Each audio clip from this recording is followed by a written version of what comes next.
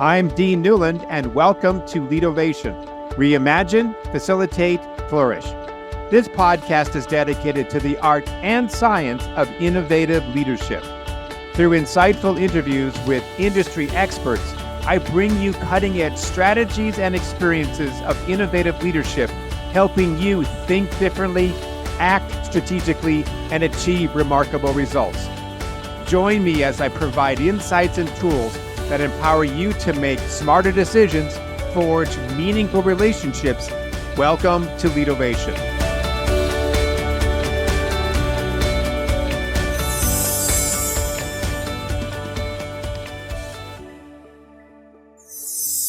What if leadership isn't what you do, but the feeling people get when they see your name on their screen on their phone?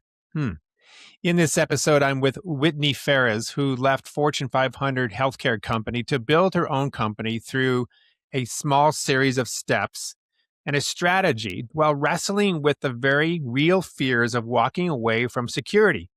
We unpack why tough conversations aren't a standalone skill, why trust has to come before any communication training, and how to stop leading on default when the world keeps changing faster than we can progress. Well, Whitney, it's great to have you on the show. You have had a pretty amazing career working with some very large organizations, Fortune 500 companies in particular.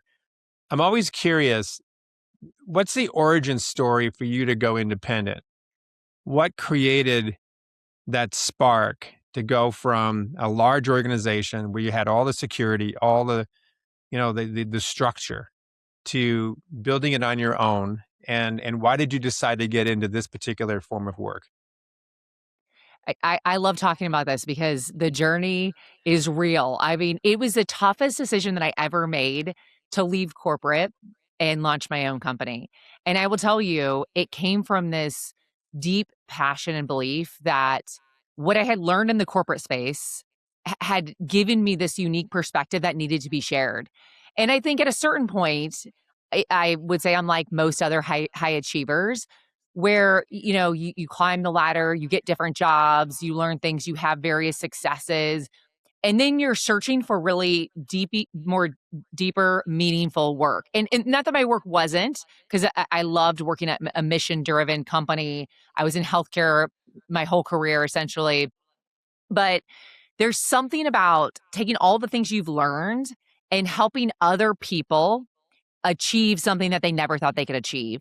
And that's what really sparked my passion. I will tell you that, it's kind of a funny story. I was sitting on maternity leave in 2017 with my son. So I have a newly turned 2-year-old and an infant. And I'm sitting there thinking on maternity leave, like, what am I going to do someday? Like, what's going to be my kind of final third of my career? And I had always had such a passion for developing people and helping organizations hit really audacious goals. And that was the start of it. And it was a 5-year journey of really thinking through, was I willing to walk away from my brand, from the security, from the money, from the people? My last job was my favorite job ever in my career. I loved my company. I love the people I work with, but deep down I felt there was something I could bring that was bigger and more meaningful. And I knew I would regret it if I didn't do it. So I had to make the pivot.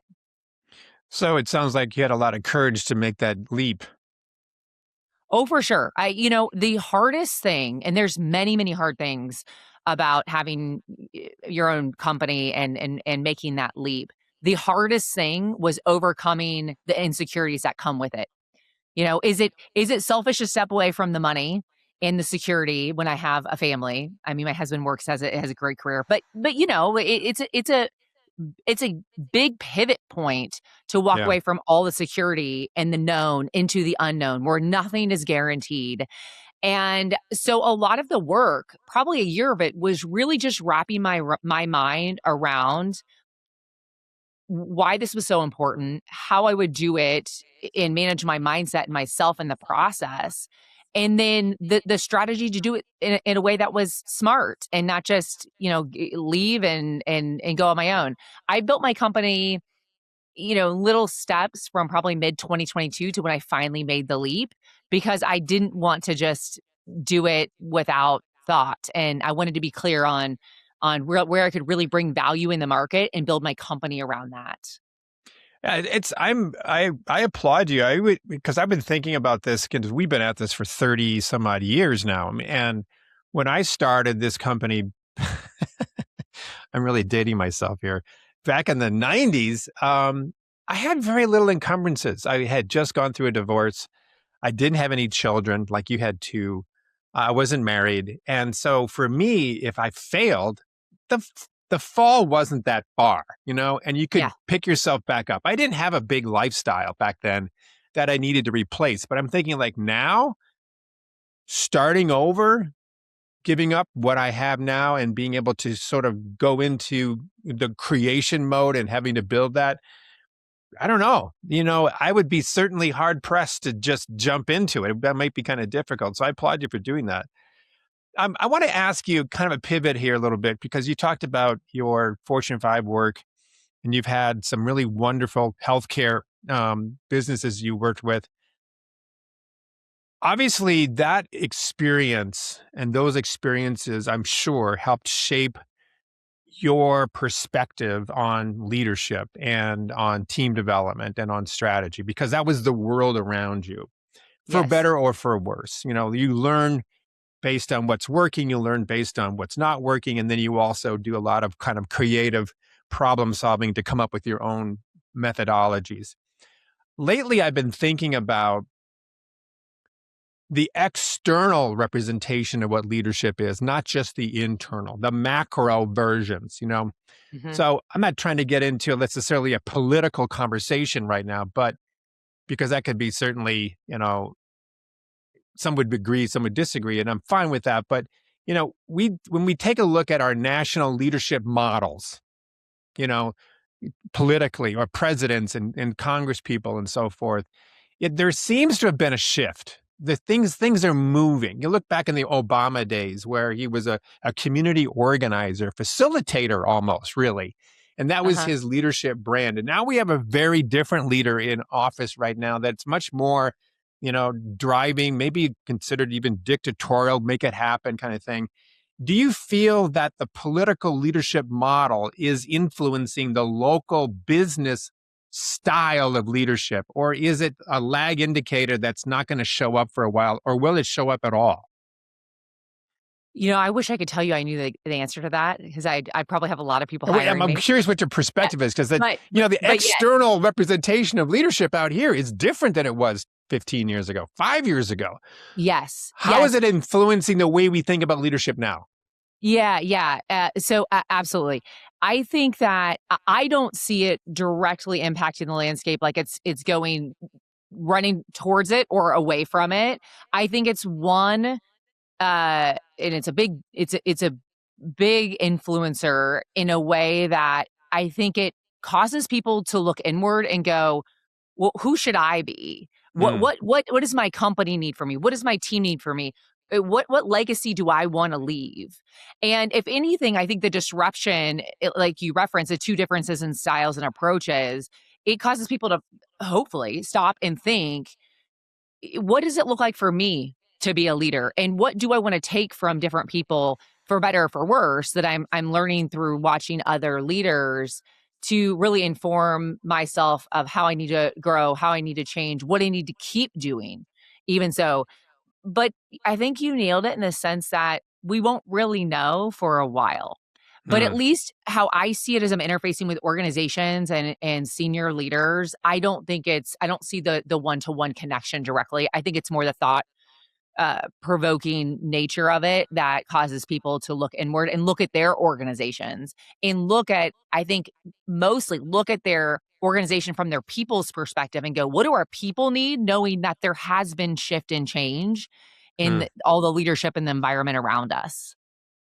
I understood. I remember interviewing a guy, I forget, he was a board chair of some organization. We were talking about his company, and it was right in the middle of COVID. And he was saying something similar, that we won't know the real effects of COVID for maybe another 5, 10 years, and how it Yeah. changes our culture, our psyche, and we've even heard references to how depression and loneliness and substance abuse and divorce rates and all that have been influenced by the isolation, the separation, the loneliness that have come out of this pandemic. And so maybe we'll see in 10 years what our current external leadership models are doing to internal leadership styles. So what do you see then, given where we are now? We were recording this, January 8th, 2026. What are some of the most glaring needs, or no, maybe a better question is, what do you think that leaders are struggling with the most right now? Well, your question actually teed this up unintentionally, which is I think leaders are oftentimes going so fast that they're leading from default, a bit lost, a bit uncertain about who they need to be right now. Hmm. And, you think about leadership, like we go through this evolution as leaders and it never ends, right? Because we're always growing. Our companies are changing, our teams are changing, the entire industry is changing that we work in. And so we're in this constant evolution naturally. But then you add on top of that every leader is in a different phase of that evolution, meaning, some people listen to the show and they may be leading their second team while others have been in leadership for 30 years. And in those experiences, those lived experiences really shape us. But I think everyone, because of all the change in the world, and like you said, COVID, even today, we're seeing all the changes in the workforce that we're going, was this remote thing going to stick? Is it not going to stick? Who's going to go with it? Who's going to go against the grain? Like it has caused so much disruption that I think people are they're struggling to slow down and go, okay, who do I need to be? And really, who do I want to be from a leadership perspective? And I saw something that I love to hear because it's a lot of what I talk about, which is the self-development of the leader is something that is so often underestimated as to the importance of success. The Hmm. self-development of the leader. We can never stop developing. And when we stop asking ourselves, who are we? How do we want to lead? What do our teams need? Our companies need? Then we'll get stagnant because we have to keep that evolution going. There's no finish line in leadership. So my dad, when he grew up, I'm sure that wasn't necessarily a requirement of leadership, that you needed to self-develop. You were more of a Mhm. director of workflow, of Yes. clarity, and of consistency and so forth. So in one way, I guess what I'm hearing you say is that self-development on one hand, but also leading others on another, not just through the clarity and the the clarity and the expectation setting and all the other things that go with it, but you need to model that which you want others to be, that you can't fake it. Yes. And you have to be, and that only comes from doing the work to define that. I talk a lot about this concept of defining your leadership identity. And I say, if you don't know who you are as a leader, and it doesn't come from a place that's really thoughtful and strategic, not the obvious. We're not talking about the obvious here, Hmm. or what your resume says. We're talking about how do you want to lead? What legacy is going to live for years to come after you exit that organization? If you don't do that work, people show up inconsistently. They react in moments in ways that they wish they could have done differently, and they don't get the best out of their teams. They don't have the influence across all levels in the organization, and that's the work that most courses can't teach you. And most of the time, it's not a skill that's often taught in leadership. It's the work that we have to do. Yeah. I've got a person on our team that did a doctorate dissertation that essentially created a tool that was able to determine whether or not a person needed therapy or needed coaching. Interesting. Because in coaching, we often don't know. We start a conversation and maybe somewhere down the road we go like, whoa, whoa, whoa, back up the bus here. This is not something that I'm capable of helping you with. You need to go see a real therapist. And I'm not a therapist, I'm a coach. And so I guess my question then is, do what if I'm being called to leadership because my manager, my supervisor, my vice president said, hey, guess what, Whitney? You've been killing it as an individual contributor. Man, your numbers are phenomenal. We're now going to give you a team. Do we all do we sometimes place people, this is a rhetorical question, into Of course. positions of leadership when they're not ready, when they don't have that leadership identity? They haven't done the self-work, or they might might need therapy more than they need a coach. I mean, how do we shore up the difference between company expectations for me to take on leadership and my ability and my willingness and my want to be a leader? Yeah, you and I could talk about this for an hour because it is my passion. People often ask me, what are some of the biggest misses in organizations? And I say we put I don't care if the leader wants to be a leader or not. They're obviously successful. We put people in roles and then we think that they're just going to learn how to lead because they were good at their last job. Mm, Some people will learn that. They are driven enough, they are creative enough, and they don't want to fail bad enough. They'll figure it out. The timeline to success will still be longer than if you make some sort of investment in the person. And it doesn't have to look like one-on-one coaching or a whole leadership course. It can look a lot of different ways. But just putting them in the role with, confidence and hope it's going to work out is not good for the business or the leader or their team, to be totally right. honest. And so here's the thing I'd say. I think that if you think the person is the right long-term fit and it aligns with their career interest, put them in before they're ready with a plan to support them and make sure that Mm, they know they're ready in all of these ways. And here are all the great transferable skills that are going to make them successful. But here are the development areas that you're committed to helping them with off the jump. But mm, it does require a conversation, and this ideally should be had before the role opens. If their yeah. leader is developing them right, they're already having the conversations about what they want to do. And a lot of people will say, I want to lead a team. And my number one question when they say that is, tell me what work you like about leading a team. Because people are like, oh, well, I love my job. And then I get to go do it with other people. It's like, you get to deal with problems. You get to sit in a meeting and be kind of the backseat person and let your people take the lead so you can observe them, give them feedback, develop them. You're not doing the job with someone watching you. Yeah. The roles are reversed. And so many people have a misperception of what leading a team actually requires. And the miss is that we put people in the job without them understanding that, and they're not happy and they don't succeed. And that is a ripple effect for years within that small organization, because you got to then give them a chance and maybe you move them into a different role. Maybe they finally make it. But there's typically a lot of churn and unnecessary waste in that whole process. So, Hmm. I say you put them in the role if they're the right long-term fit, not if they're your only option.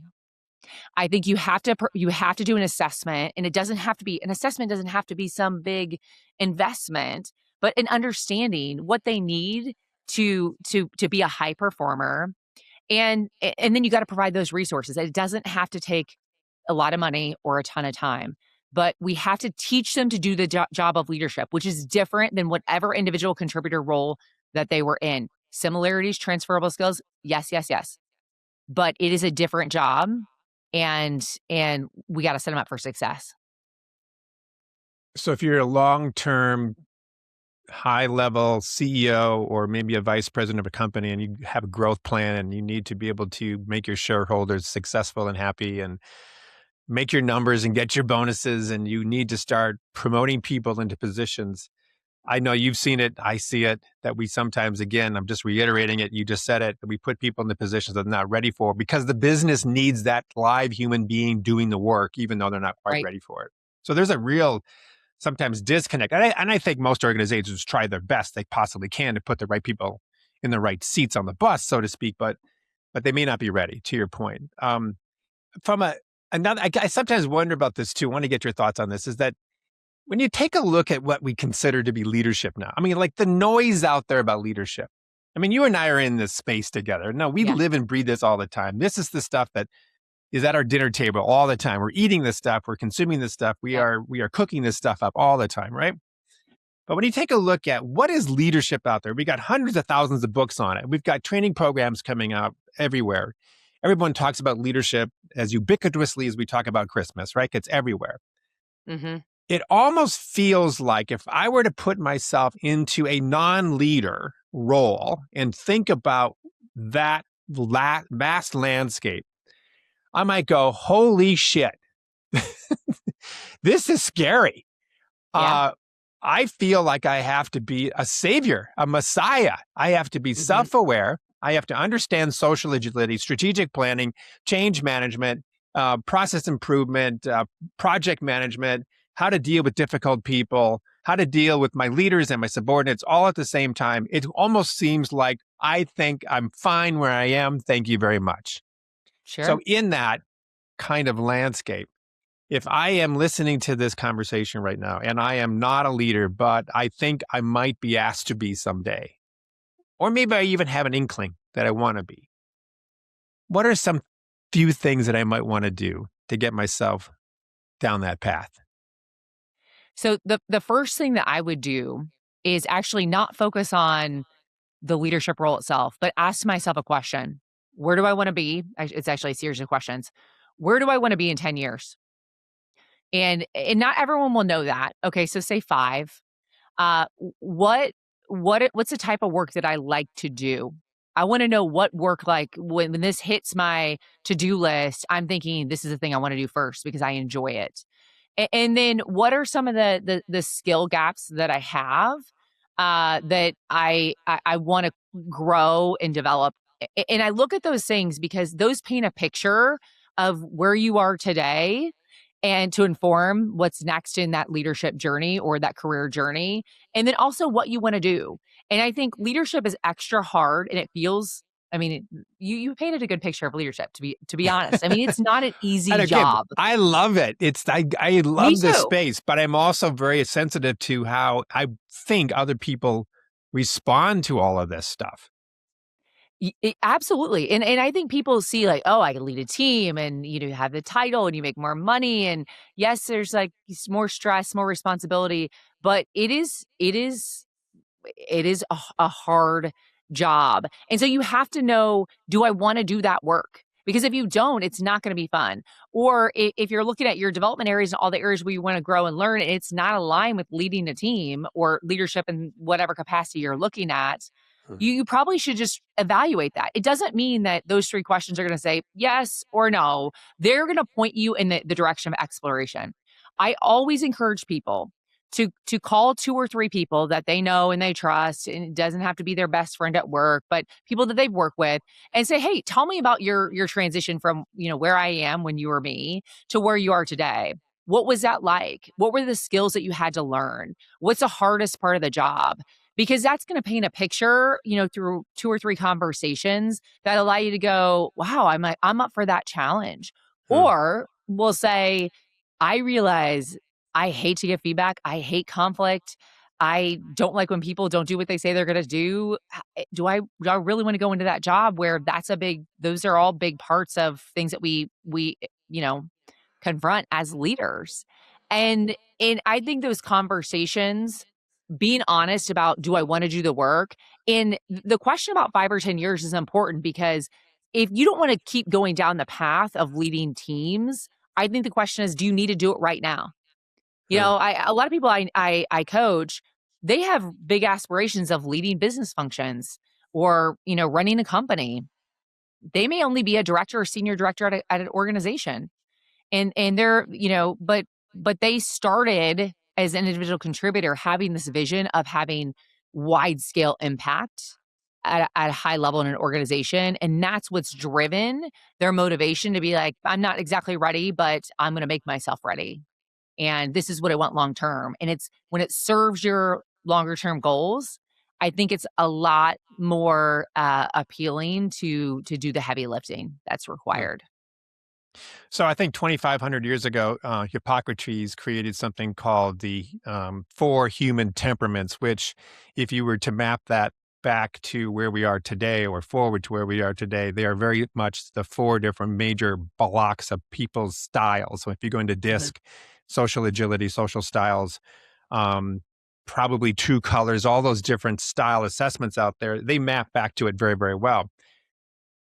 I get asked this all the time. People say, well, in order for me to be a good leader, do I need to have a particular style that is comfortable for me that makes me more successful as a leader? Or can I be any style and still be an effective leader? I'm thinking about Jim Collins when he talked about level 5 leadership in Good to Great. His point of view was you don't have to be this very gregarious public Mhm. speaker who is really good in front of the room. You could be a quiet individual who actually gets a lot of work done. But I mean, what is your sense about that? How does style play a part of our natural ability, not pushing against the river, not forcing Yeah. yourself to be something you're not, right? But how do you bring your authentic style into your leadership when maybe the external paradigm says we want a really dynamic person to be our leader because that's what we expect?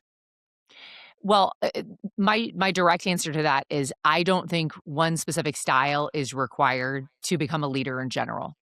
And that not only comes from the work that I've done coaching and advising leaders since 2019, but it also comes from I just like look at my own experience.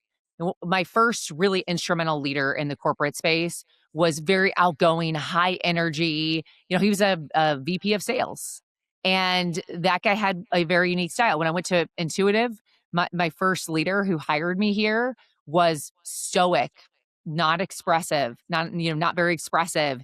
He was this all business approach. Didn't mean he didn't care deeply or invest in me or have great conversations with me like my first one. He just had a different style. And I've had mixes of the two ever since. The key is knowing what's needed when. Hmm. So, you have to deeply understand yourself to the extent you say, hey, in this moment where it's comfortable to be the introvert and to not bring energy to this conversation, I'm sharing the vision for 2026 with my team. I have to put energy behind it. It doesn't have to look like how I do it, me.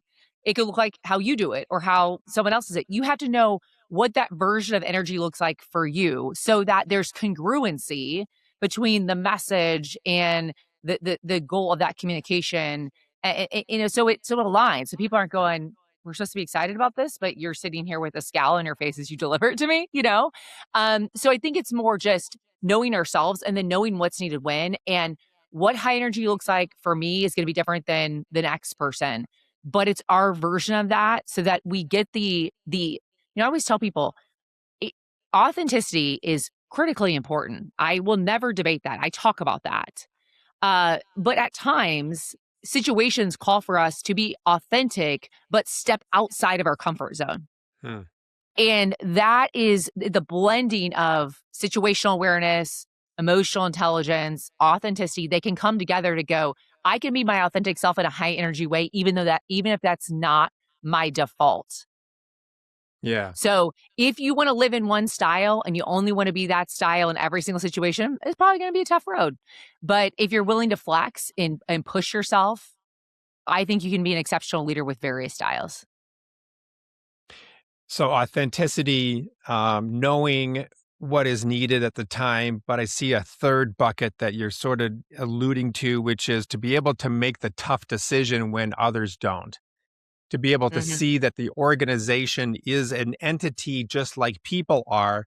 And in order for it to survive and thrive, might need some bold action. It might need a course correction. We might need to let something go. We might need to add something that could, in some ways, be scary to the rank and Absolutely. file. So I'm sort of sensing these three different things coming together. Yeah. So And go ahead. Yeah. one thing I'd say is, I'm going to call back to a question that you asked me earlier is something about um, gaps in leadership. Or I think one of the hardest things about leadership is doing the unpopular thing, Hmm. which might be someone delivers a presentation to key stakeholders and they think they crush it. And as their leader, you see opportunities that really were some pretty big gaps, and you get to have that hard conversation. It's telling your team who's worked on a project for 6 months that there's been a budget cut, and we need to pause that for now. It's making the hard decision that's in the best interest of the business, even when it's hard to swallow for the people. Now, how you do those things matters, right? You're the how you do it really matters. But I am constantly amazed at how many leaders at all levels shy away from those tough conversations. And it's something that I believe, whether it's making the decision or having the conversation, is so critical to differentiate highly successful leaders that are going to be sustainably at the top in results and performance in engagement versus those that are just struggling to meet to achieve the result. Do you think that going back to what we were talking about before with the COVID effect, the downstream results of this major world event with the increased loneliness, the isolation, the separation, and all those things that we are finding that having those tough conversations like what you just mentioned is becoming more difficult because we are less skilled at it, less courageous. We have been sort of living in a state of fear, and connection is premium now, right? Meaningful Right. connection. And if we don't have as many human meaningful connections as we used to, maybe because of AI, isolation, et cetera, well, I don't want to rock the boat. I don't want to upset my team because one, it's difficult. I'm out of practice. I'm a little flabby in this skill set because of this whole thing that I'm just talking about. But two, as a human being, I want to be validated too. I want to be connected to Yeah. my team and all my stakeholders and so forth. So I'm getting some human need sustenance in these conversations that might override the need of the organization to have these tough conversations. Are you seeing that? Well, I definitely think we are not leaning in to tough conversations. I think it's a variety of reasons. I think one, the we tell ourselves like, "Oh, well, when I see him, I'll give him the feedback." And Yeah. that's 6 months later. Right. Right. And now the moment's passed and there's a more urgent thing and that thing is come and gone. I think secondly is our ability to connect virtually. Some people can do it really well and some people can't. And there's I think our view on connection in the workplace has improved in some ways with all the fallout from COVID and how we were all apart and isolated and so I always think, at least in my experience, connection was always viewed as soft. Like we're here to do business. We're have a one-on-one call with or a team call or one-on-one, whatever it may be, and we're going to talk about the business because that's what we're here to do. Mm, But people want to be seen as people first. They don't want to be a means to an end, even if it's $100 million revenue goal or whatever it is. They want to be people that are part of driving a result, not professionals that are your way to achieve success, whether it's an org or a leader, right? And so I think that our view of the importance of connection has improved. I still think we're a long way away. And when you are not connected with your people, when they don't trust mm, you, when they don't believe that you are invested in them. And here's the thing, when you don't know them well enough to know how to deliver the feedback, how do you have the tough conversation, that's when it goes sideways. yeah. And then it makes people more hesitant to lean into the next one. But So you're yeah, it's talking you're go talking ahead. about almost like tough conversations. Sorry for interrupting, but as an Yeah. ecosystem, it's not a one-off thing. Like, all right, I'm going to go pick up this skill called tough conversations, and there's another one. They're all part of the environment, the ecosystem of these skills that are Venn diagramming everything. They're all Yeah. over connecting, right? But if I were just for sake of trying to maybe be a little linear here and Sure. understanding your point of view, David Letterman back in the day when he was around, he used to have the top 10 list, right? Mhm. If you had a top 10 list of leadership skills that people need to learn, knowing based on the fact that we've been talking about it, that they all overlapped and they all were in relationship to another. But if you had to isolate them out, where would having tough conversations fall in that top 10 list? Third, Third, okay. if What's one is what's the most important. what's one and two? I think the first is you have to have a defined leadership identity. You have to know who you are because that's gonna be a critical factor in how you go about the conversations. I think the second thing is you have to um, have a great deal of clarity. I think Hmm, clarity and the ability to prioritize is really key because without that, you aren't setting your people up for success. If your people are doing 20 things and they drop the ball on one, Well, they were doing 20 things and they had the capacity for 7. So I say clarity, and that sounds like it's not a skill, but you have to know the business deep enough to understand it, because otherwise your feedback may not be valid or that conversation may not be needed. You have to have clarity on the priorities, and you have to know your people. And then it's that feedback, difficult conversations.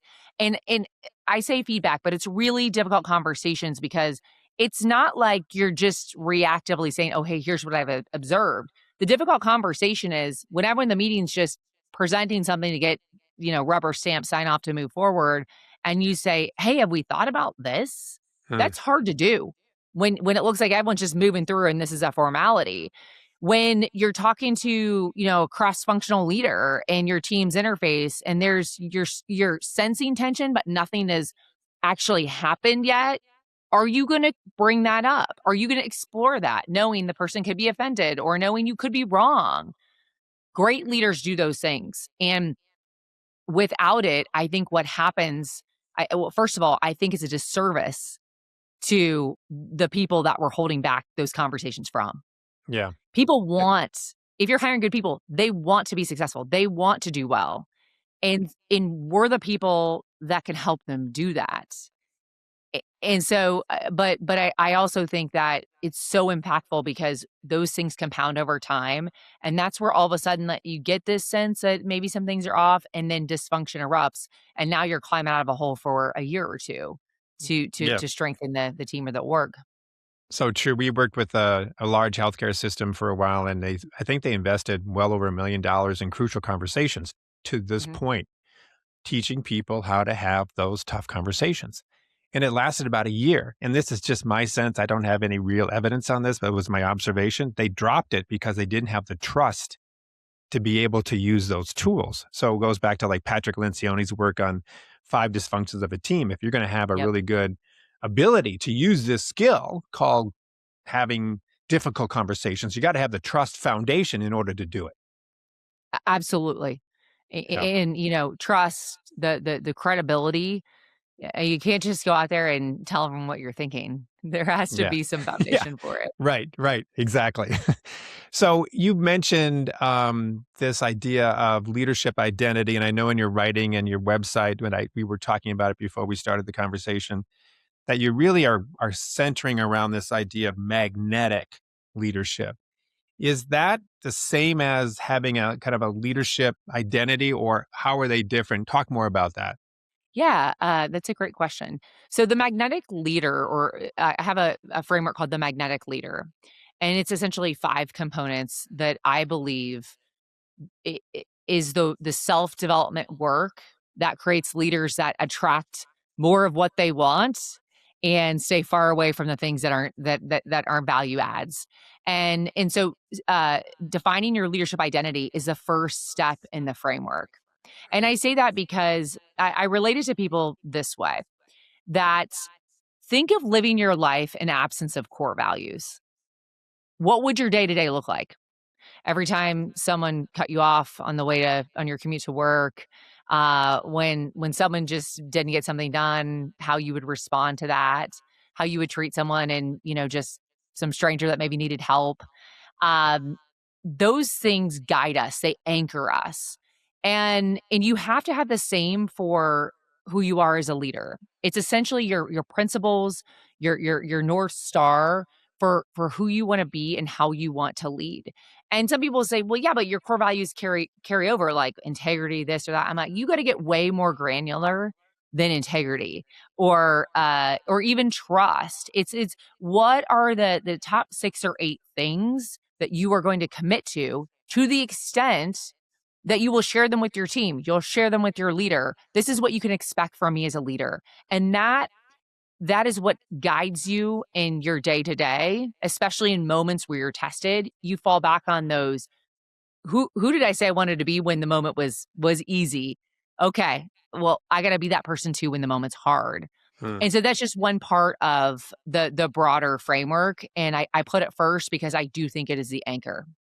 That's really a great point. I was talking to a person yesterday, and he and I were chatting about how his religion has those principles, those pillars, if you will, values that helped him sort of define who he was as a leader and as a person. And so we were sort of saying, like, you don't have to have religion in order to develop this, right? But he kind Right. of got it handed to him. He happened to fit. So then he leads that way. And I've seen CEOs the same way, that if you don't have that roadmap developed because of your spiritual practice, it might be a good idea to develop something similar for yourself to be able to give yourself direction, that North Star that you're talking about. Yeah, in my framework, for example, I give people 5 key areas to explore to ultimately lead to this set of 6 or 8 principles. And for me, my principles are things that are core foundations in my beliefs of leadership and creating a high performing team, things that I need to do that. They're also, some of them are grounded in areas where I have to keep myself accountable. So I'll give you an example. One of my leadership principles is to assume best intent. And the reason why is because I'm a execution driven leader. I was raised in environments in the corporate world where you hit goals. You find a way to hit the goal and you do it the right way. So be creative, figure it out, tell us what you need. And so when I'm not going to lead everybody. Everyone I lead is not going to be like that. Everyone I work with is not going to be like that. So that leadership principle reminds me in moments that I have to figure out what I don't know to solve for the problem versus let the emotion or the frustration take me to a place where I'm being reactive or unproductive. It's that reminder for me that in every situation, I want to assume best intent. I want to seek to understand based on that dynamic. And so everyone will have their little nuances, but a set of topics and questions will guide people to their own leadership identity. Hmm, I like this. I'm reminded of some model. Either I made it, or probably I stole it from somebody else, because that's what facilitators do, is we just redesign somebody else's ideas. But it basically says that if you want to lead an organization, you need to be able to know how to lead a team. And if you Mhm. need to figure out how to lead a team, you need to know how to lead an individual. And if you want to know how to lead an individual, you got to need how to lead yourself. So what I love about what you're talking about, which I totally believe in, is that leadership is an inside out approach. Your own Y- personal Yes. transformation has to happen, not first and it's done and now I can move on, but it's a continuous loop of in and out, in and out, in and out, and modeling that which you want in others. Well, I tell people all the time, leadership is not about what you know. It's not about all Mm, the solutions that you can bring to your team. It's not about all the things that you've accomplished or done. Leadership is about who you are. mm, At the end of the day, the person that's exercising all the leadership skills that we're taught, the person, that the things that ground them, who they are, how they manage themselves, how they develop themselves is going to be a huge factor in the output. So I'm with you. It's an inside job. It's about who we are first to be able to leverage all the external things that drive the results. mm. And I'm a big believer that our greatest legacy as leaders is never going to be on a slide deck, a spreadsheet, a goal tracker. Our greatest legacy will be written in the hearts and the minds of the people that we led. How we made them feel. Leadership is a feeling. How people feel when they see your name pop up on their phone, when they have to come to you with a problem. It's about how we help them grow. It's about the experience they had working for us because they spend most of their time with us, not their families. At least if you're in a corporate job, and so that's what's left behind long after someone's broken your sales record or delivered more revenue is that legacy. Hmm. And I take that to heart. To me, I've got to be at my best to create the legacy that makes people look back and go, I'm where I am because of her. And that's the inspiration for the work that I do. It's great. Full circle there. Why you did it in the first place. So, Yeah. Whitney, how can people follow your work? Yeah.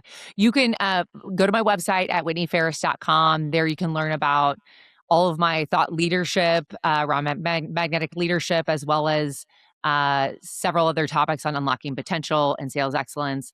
And follow me on LinkedIn or on Instagram at Whitney_Ferris. And I will say that I have a major goal in 2026 to build my keynote practice. I've done a fair amount of speaking in the last 2 or 3 years. And I love the opportunity. It's a privilege for me to stand on stages and help inspire people for change. So if you're looking as an organization or for a professional group, please feel free to reach out and we can talk. Sounds great. Thank you so much for your time. I appreciate the conversation. It was great. Thank you for listening to Leadervation with Dean Newland. If you enjoyed the show, please subscribe, rate, and review on Apple Podcasts, Spotify, or wherever you get your podcasts. If you'd like to learn more about Dean or Mission Facilitators Leadership, go to mfileadership.com. That's mfileadership.com, or check the show notes. Reimagine, facilitate, flourish. Transform your leadership success with Leadervation.